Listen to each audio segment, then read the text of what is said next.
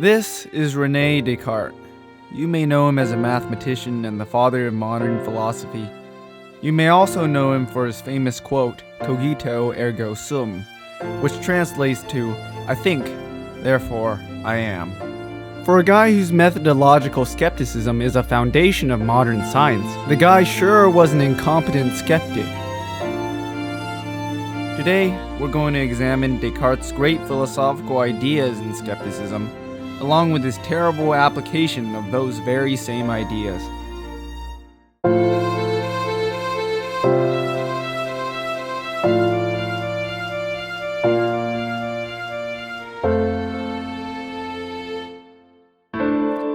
Descartes' skepticism took down an even worse school of philosophy, the then dominant scholasticism. The main problem of scholasticism was that it was presuppositionally Catholic. It's a bad start when the entire basis of your philosophical school is inherently based on faith, the literal opposite of skepticism. But that wasn't Descartes' problem with scholasticism. He himself was Catholic. Descartes' biggest problem with the old school thinking was its reliance on the senses to acquire knowledge. As the father of Western philosophy and an all-around terrible philosopher, Aristotle put it, "What the mind thinks must be in it the same sense as letters are on a tablet which bears no actual writing. This is just what happens in the case of the mind." In non-philosopher language, it means we're born without any prior knowledge, and we learn everything through our senses. In Aristotle's analogy of tabula rasa, he compared the mind to a blank slate. What is written on that slate comes after the slate has been created itself, so the mind comes into the world empty, blank, and all the information written on it is a recording written down by your senses. Now, empiricism isn't inherently bad, it's just our senses are downright awful. Basically, our perceptions are not necessarily reflective of reality. And thank goodness, or you wouldn't be able to watch this 2D video and give me those sweet, sweet views. Anyway, Descartes reasoned that dreams were a prime example of our senses failing us. We can still see and feel and do everything while we're in our dream, and while we're in that state, everything makes sense. Only when we wake up do we realize we were previously in a dream, and nothing does make sense after all. But what about lucid dreams? Anyway, that brings us to our new long-running segment, Religion Ruins Everything. Because if there's any way to ruin all of your dreams, religion will do it. That's right. Certain Buddhist and Hindu groups believe in Maya, which roughly is the concept that the world as we perceive it is an illusion. Now, that's all well and good, but from the premise the world is an illusion, their conclusion is, let go of everything and be at peace. It's all about escaping suffering by essentially committing suicide permanently, which I'll admit is pretty nice since their idea of perfection is what we normies fear in the emptiness of death. Anyway, Descartes decided to toss out all of his knowledge of anything and start from scratch.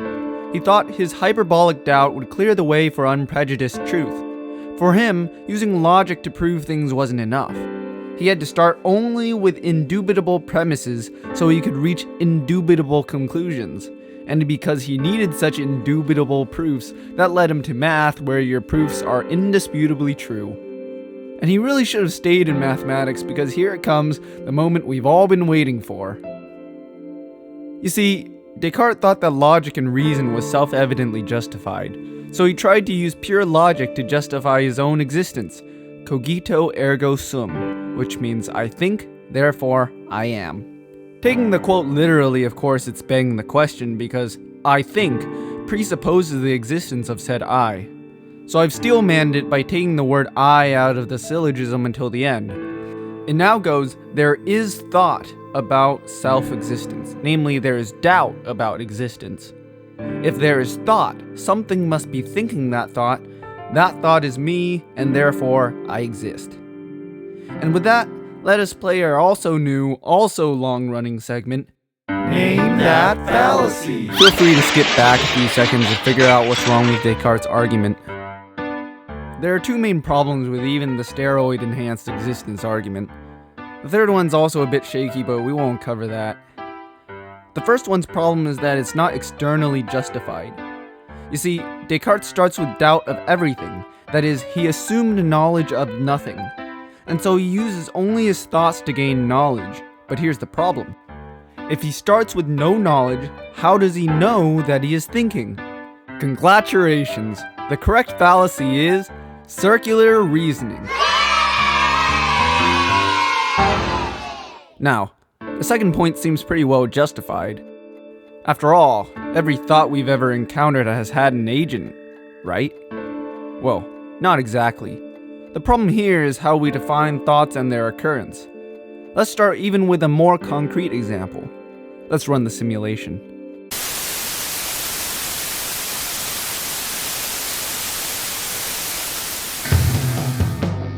Let's suppose we have a computer, and just so you know, if this series goes on for any length of time, we'll use computers, simulations, and video games as tools for thought experiments and analogies a whole lot.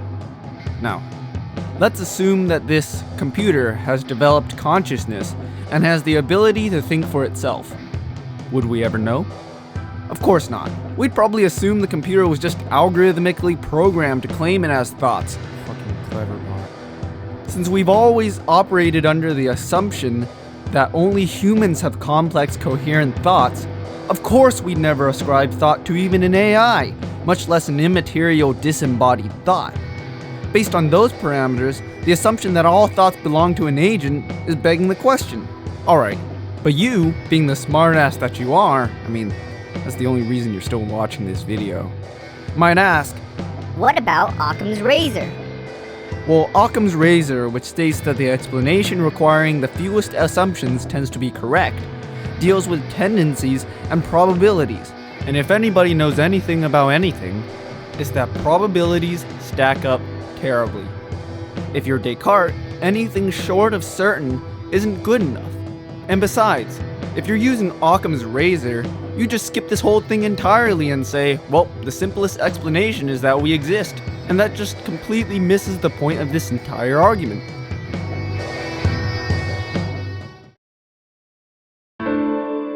After convincing himself of his own existence in some form or another, he started on his quest to prove everything else that exists. And where else would you start when proving that something definitely exists, other than proving God? We won't get into the details of Descartes' proofs of God because they go too far from this video's subject. I'll maybe cover it in the cosmological or ontological argument videos.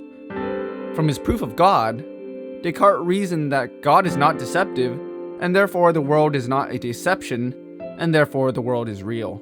And from there on out, he basically proved everything about the world he already thought was true. Well done, Descartes. You know everything. Honestly though, he could have just skipped all those steps because if you believe in God, you'll believe in anything.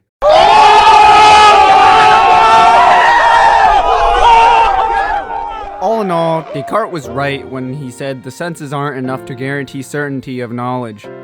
But he failed to recognize that the same could be said about even what he based his own knowledge on, which is logic, math, and intuitive reasoning. Those don't somehow get a special pass. Like, how do you prove math is reliable? Prove to me right now that 1 + 1 = 2. To do that, you have to first prove the operation of addition is true, and you can't deductively do that without begging the question. The traditional explanation goes, if I had 1 apple and I added another apple, I have 2 apples. But that presupposes the definition of addition first, and also, at this point in the stage of things, we don't even know that apples exist, or anything. The point is, no knowledge is absolutely certain, with no exceptions. You know nothing absolutely, as do I. And now that we've established that nobody knows anything for sure, it's a perfect time to embark on an intellectual journey together, where any and all of it might just be a completely worthless lie. Aha, but how do you know that you know nothing? Oh, fuck off. I'd like to thank both of you watching this video for actually clicking on it and watching it all. I would have never expected anybody to sit through this entire thing. If you have any feedback, or even if you're just a troll, the comments section will always be uncensored, and since I probably know you personally, I can even take video topic requests. If you like the totally well-placed music, the soundtrack is in the link in the description. The download costs $0, but any donations will help me get to college. If you like this video and want me to keep going, you should share this video with some of your really smart friends so they can dismantle what I say completely and prove me completely wrong. And I approve this message.